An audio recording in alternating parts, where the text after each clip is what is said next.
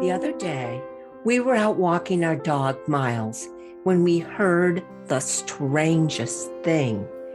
There was a bird sitting in a nearby tree singing, uh-oh, uh-oh, clear as day. I mean, for real, this bird's call, its song for life is, uh-oh, uh-oh.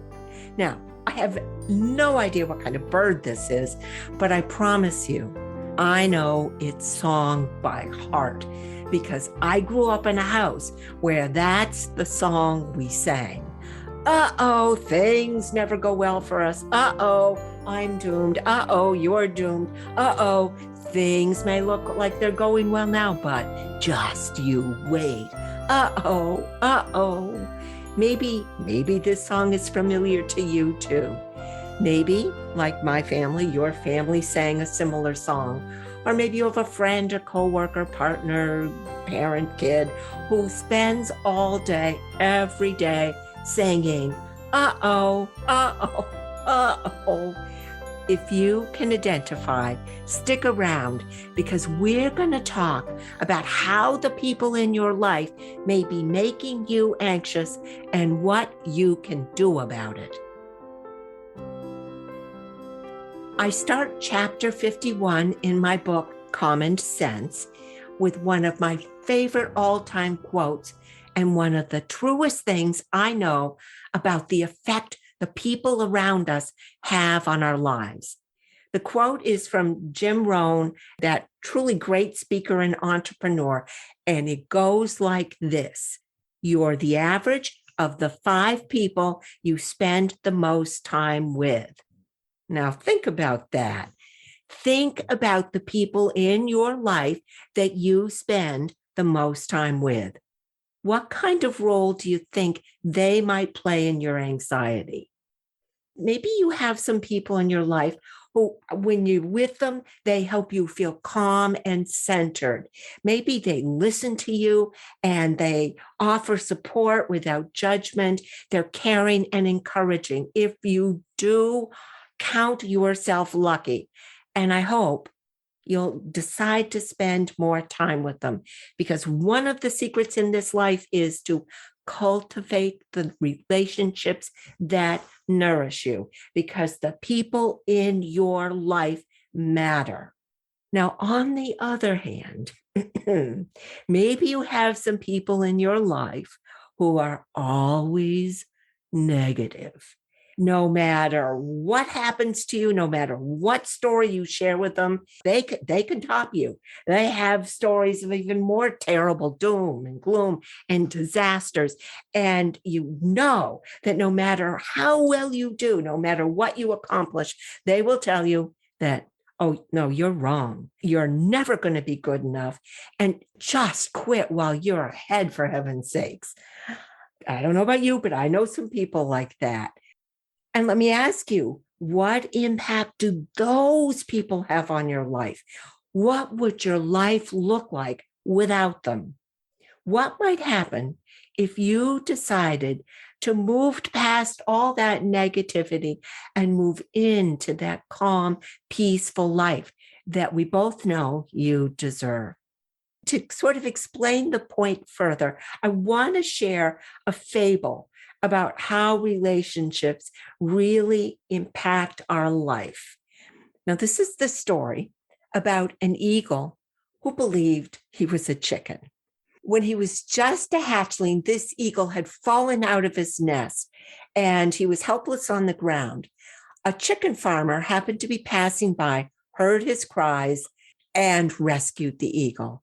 The farmer took the eagle home with him and raised him right alongside all of the chickens out in his chicken coop.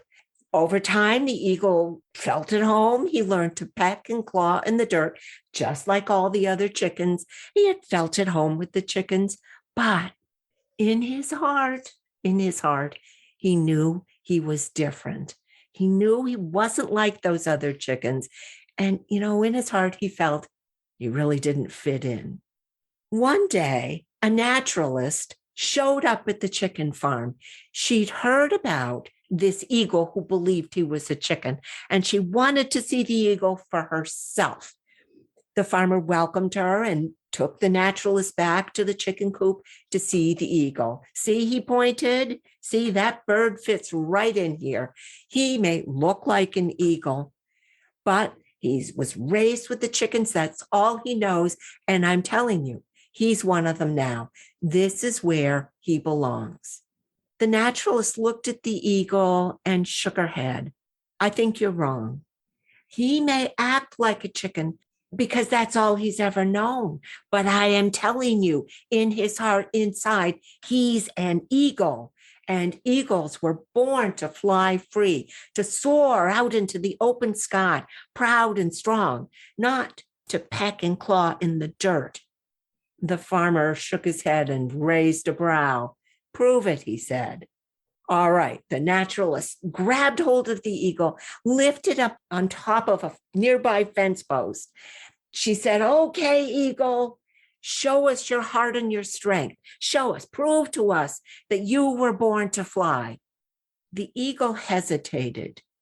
He looked up at the sky and felt a thrill at seeing that open expanse of blue.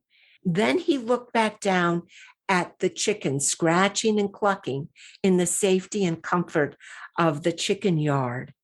He hesitated again, and after a moment, he hopped back down to be with the chickens. See, the farmer gloated. See, told you. He's just a chicken. He's never going to fly. Defeated, the naturalist left the farm, but she wasn't convinced. And the next day, she got back in her car and drove out to the chicken farm. And she went to find the farmer and she said, please, please, let's give this one more try. I truly believe he's an eagle. All right. The farmer agreed. All right, just one more try. And then I don't want to hear anything more about it. They agreed. And this time, the naturalist drove the eagle and the farmer a really long distance away from the farm. She drove them up into the mountains. As they drove, the farmer kept saying, this is such a waste of time. This is such a waste of time. I have better things to do. And the eagle just felt his heart breaking at being away from his friends, the chickens. He longed to be back in the comfort of what he knew, and he was afraid. When they reached the end of the road, the naturalist took the eagle out of the car and perched him on her arm. Then she stepped out onto an outcropping of rocks that overlooked the valley below. She lifted her arm, and when she did, the eagle could see the vastness of the valley and the world below them. He could see the expanse of sky, and he felt the wind flowing, swirling around them, coming up from below. The naturalist lifted her arm even higher. All right, eagle, she said. Show us your heart and your strength. Show us that you were meant to fly. The farmer just shook his head at her foolishness, turned and started back to the car. But something had stirred in that eagle, something he had never felt before. Suddenly, he felt strong and powerful, and he realized he was different from the chickens. He was an eagle. He had not been born to cluck and scratch. He had been born to fly. Slowly, he unfurled his mighty wings, and with the fierce cry of all the eagles, he first leaned into the wind, and then he leapt up and soared out into the open sky, proud and strong, a true eagle at last. So let me ask you, are you that eagle? Are you hanging around with the chickens or some birds? If you are, if you're letting the people in your life hold you back, let this be the day you start taking steps to set yourself free, to claim who you really are. Because we both know who you really are.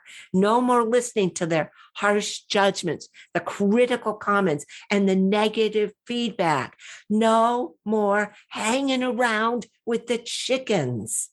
It's time to claim the strength and power of who we both know you really are. I am telling you, you have the heart and strength of an eagle, and it is your turn to fly.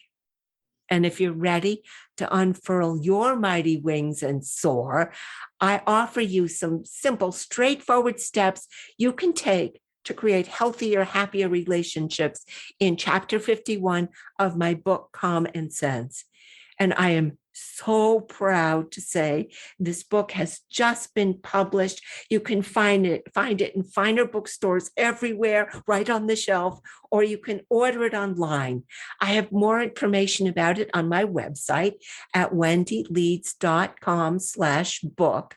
And if you want, see the show notes for a link so you don't even have to type anything. We will just take you right to it. Thanks as always for listening.